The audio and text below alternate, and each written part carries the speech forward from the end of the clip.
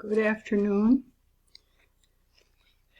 An example of reward on an international scale is the stimuli. That's what they call it. It's actually reward. It's the rewards of special low interest rates given only to international corporations by the World Bank.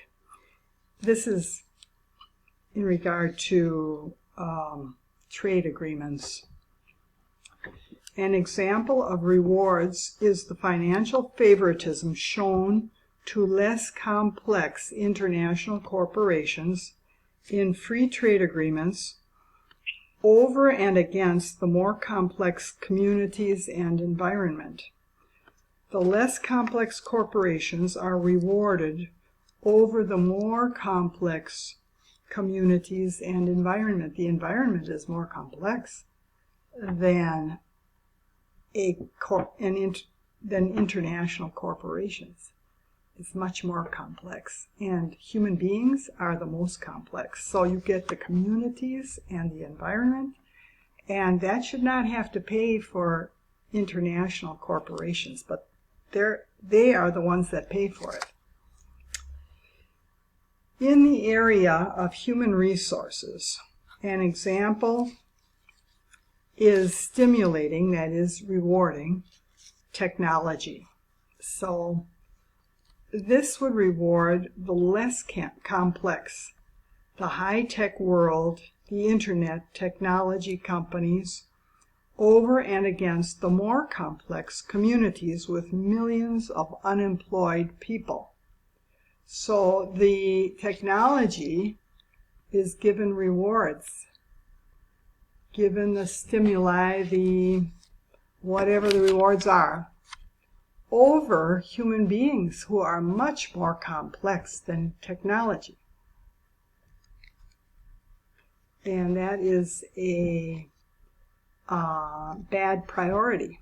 To put a priority of technology over human beings, that doesn't even make sense.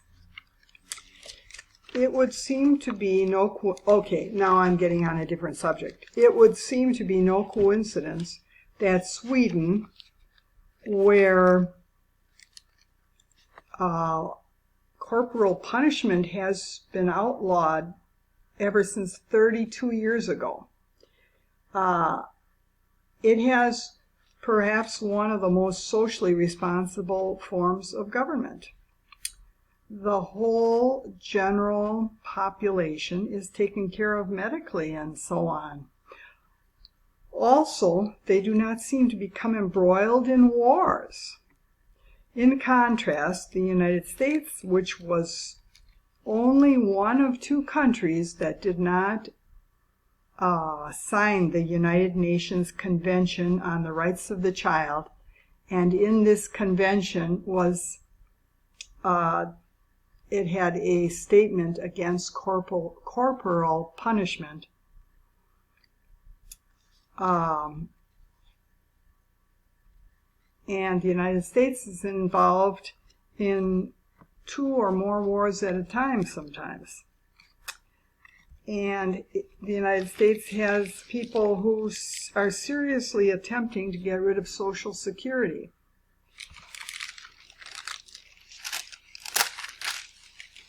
So, corporal punishment has been outlawed in Sweden for more than 30 years. The law is not enforced, but has been used more as an educational tool. The overall outlook of the United States and Sweden, these two countries, seems notably different and somehow parallel their respective stands on corporal punishment. So one of them does not take a stand, does not agree to that convention on the rights of the child, and that's the same country that does not really take care of its people as far as health care and so on. And Sweden, that does agree to that convention and is, all the countries agreed except for two of them, and the United States was the only other one. I think maybe the other one was Romania or some other country that didn't sign that convention.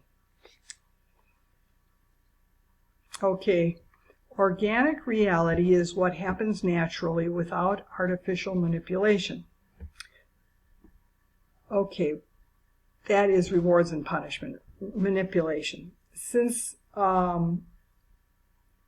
rewards and punishment creates an illusion, perhaps that was what Gandhi was talking about, because he didn't believe in violence.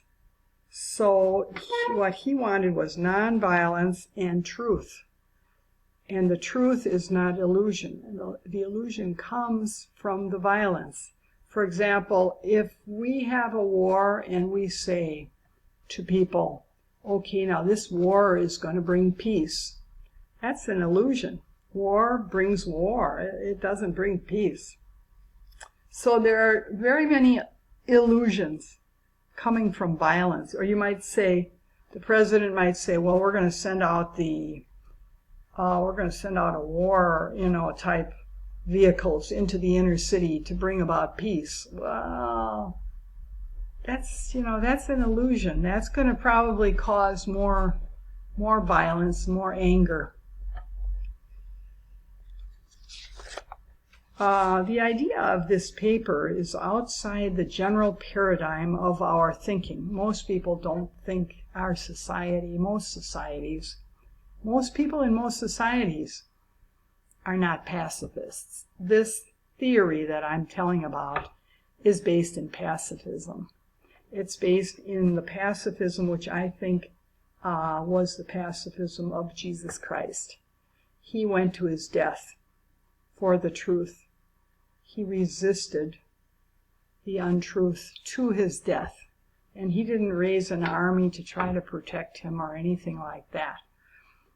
And this pacifism is not the usual paradigm. Most people, if you ask them, they'll say, well, I don't really want to start a fight, but if somebody comes and wants to hurt me, I'll hurt them back. Things like that. That's the usual paradigm. Or maybe they wouldn't want to hurt anybody, but if somebody's going to kill them, they'll kill the other person. That's when they'll take out an arm and kill the other person. That's the way most people talk. So this particular theory, which I have discovered, of the syndrome of rewards and punishment, where I'm describing that, it doesn't really go along with our normal paradigm of language and so on.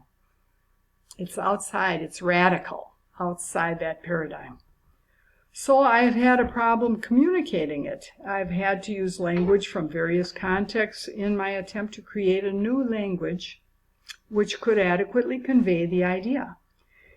If you find that certain parts do not make sense, it could be due to this lack of an established language. This theory, now I'm getting to another subject, this theory of about a rewards and punishment syndrome, this has predictive value. For example, in international relations, when people use rewards and punishment techniques, and so the syndrome gets started, the potential results can be analyzed ahead of time by persons familiar with the given area, whatever area it deals with whatever country or the details, and more realistic assessments in regard to the possibility of what's going to happen as a result of these rewards and punishment use can be made. They can say, now, if you use that, this is likely to happen. And in international relations, they very often, or they sometimes talk about irrational responses. So if you threaten a country, if you do that, we're going to start a war against you. Now, according to this way of thinking of the political scientists, they say, well, the rational thing would be to say, oh, well, then I won't do it. But people are very often irrational. So this theory that I'm introducing it will give a different choice. Will show in its predictive value, it'll say that person will probably react irrationally. If you tell him, for example, North Korea, well, we are going to start a war if you do so-and-so. He might just do so-and-so, just out of anger. How dare you threaten me like that, take my freedom away, and so on and so forth. This theory will explain that better than people who try to use rationality. Oh, the rational thing would be to do whatever we say because we're going to start a war. No, it's better not to threaten war, because chances are he's going to be irrational, which this theory can sometimes predict the likelihood of that. Okay, that's all for today, and thank you for listening.